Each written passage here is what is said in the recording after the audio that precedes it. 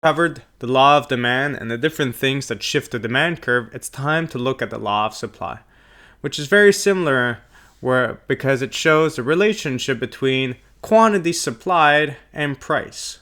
It states that as a price goes up for a certain product, you're willing to supply more of it. If you think of labor, in the sense that since you guys typically don't produce and sell products, well, if you're thinking about your labor, well, the price of your labor is your hourly wage. If someone were to pay you more, you would be willing to work more hours. So if you're used to being paid $15 an hour and you work a certain amount of hours a week, and I tell you I'm willing to pay you $50 an hour, you'd probably be willing to work a lot more at that rate.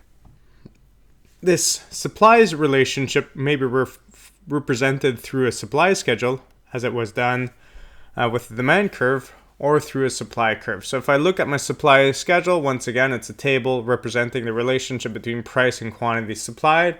And if I were to have other suppliers, like supplier B and so on and so forth, and supplier C, well, I would have to add these up. I add all of these up quantities, and then I would have my market supply. Okay, and this is what we're going to be interested in, such as in the demand side, we're looking at the aggregation of all the consumers and producers at different prices to try to find a relationship between the two. Okay. And if we were to represent this graphically, it would look like the demand curve. We'd still use price here and quantity up here, and we would have this upward sloping supply curve showing the relationship. So here, up to 40 cents, we would have 0 quantity supplied, and above 40 cents, now we would have 1 unit, and so on and so forth. Okay. So, as was very important with the law of demand, once again, extremely important, changes in supply versus changes in quantity supplied. So once again, if we're looking at a supply curve and we're looking at what may cause a change in the quantity that people are willing to supply, well, if we're just looking at changes in the quantity that people are willing to supply without the supply curve shifting, this is due to an increase in price. Something on this graph has changed, and since we're showing the relationship between two things, except in the very extreme cases where supply is unresponsive to a change in price, we see a certain change in quantity, and that is our change in quantity supplied. So the only factor that could cause a change in quantity supplied is price. All other factors will cause a shift of the supply curve, or what we call a change in supply.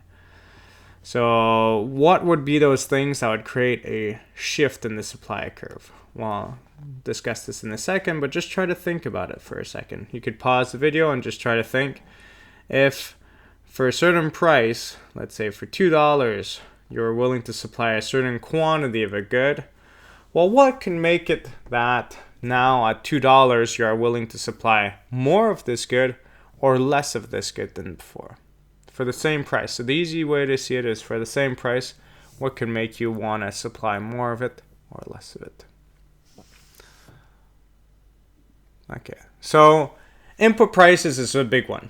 If you're producing any good, and to make this good requires a certain amount of inputs, whether it's workers, whether it's wood, whether it's fuel, whether it's aluminum, anything. If you have a certain amount of inputs and the price of those inputs change, it's going to have a big impact on your production costs, and typically you will adjust your prices and your supply to adjust for this change in input prices. So if I had this situation where I have a certain amount of workers and now they were all being paid minimum wage, and minimum wage goes up, well, I think if I used to sell my product, a very inexpensive toy, for $2, because I had access to a very cheap labor and I was selling 10,000 units or something else. Well, now that the wages of the workers has gone up, something's going to happen. So here, to know which direction the shift is, it's very important just to kind of either keep the bottom part here fixed or this part here fixed and ask yourself the question. So I either ask myself, for the current price, am I willing to supply more or less than before? I could have a good answer there. But if you're not sure, look at it from the other perspective. If you were to ask me to supply the same amount of units as before, and I've seen this face of this increase in wages of the workers, you ask me to keep supplying 10,000 units. Will I agree to supply these 10,000 units at the same price as before, at a lower price than before, or at a higher price than before? Well, since my wages of the workers has gone up, if you want me to keep supplying the same quantity, I will typically ask you to pay me more to supply that quantity. Okay? Or I could have said, with the same price as before, I will supply less, but that's less obvious for some people. But saying simply, if you want me to supply the same quantity and the wages of the workers has gone up, well, this is the situation that I will typically ask for a higher price. And as soon as I create one relationship between price and quantity, I could assume that there's a bunch of them that kind of goes through this dot, and that my supply curve has indeed shifted left. That now, due to this wage of workers going up, the external factors, the external things have changed. Therefore, my new relationship between price and quantity supplied is to the left. Okay. Production technology. When better technology becomes available, we could produce things faster and cheaper. Therefore, production cost goes down. And here I could ask myself the question again. I used to supply a certain quantity at, let's say this is a price of 10. I used to supply 5,000 units. Well, now I could ask myself, if you were to pay me the same thing as before, I have better technology, will I be willing to supply more or less than before? I'd probably say more, so over here. But I could also ask myself this question here. You asked me, you want me to keep producing the same amount of units as before, but I can now produce it more efficiently, cheaper. Well, I will tell you, I could potentially produce it at a lower price than before. Therefore, my supply curve has shifted right, which is the same thing as supply has increased. So I would say it shifts right. Okay. Those are the two main ones for the supply curve. When we think of taxes, well, if you're getting imposed a carbon tax in certain countries or here but not abroad, it's going to have an influence on how much you decide to supply. You might alternate where you supply your goods.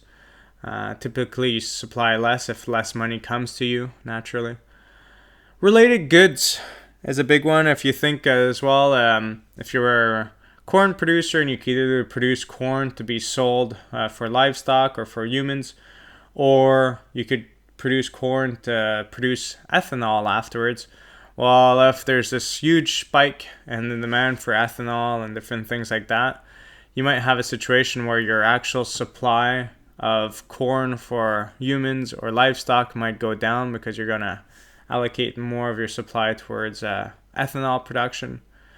Or if you're a butcher and you could produce with a certain beef, you could either produce different types of steak or ground beef and different things like that. As the demand for one good goes up, or as people are willing to pay more for a certain product, you might produce more of that and produce less of the alternatives. Number of suppliers as before. It's the same thing as population. As there's more suppliers available, naturally the supply curve will shift right. Simply, if you think back to this demand schedule that we had a second ago here, if I were to add an extra supplier, my market supply would go up, and for a certain price, I would have now more and more people willing to supply. Okay. So supply and demand, we're looking at the relationships, but once again, very, very important is the distinction between things that create a movement along your supply curve and things that create a shift. So for a certain specific supply curve, we're taking all these external factors as fixed, and the only thing that can move along the supply curve, the only thing that we're changing here to determine our quantity is what's on the axis. And that's always going to be the case when you have any graph. If you're not shifting the graph around, the only thing that could create a movement is anything that's on the axis. Okay. Next up will be market equilibrium.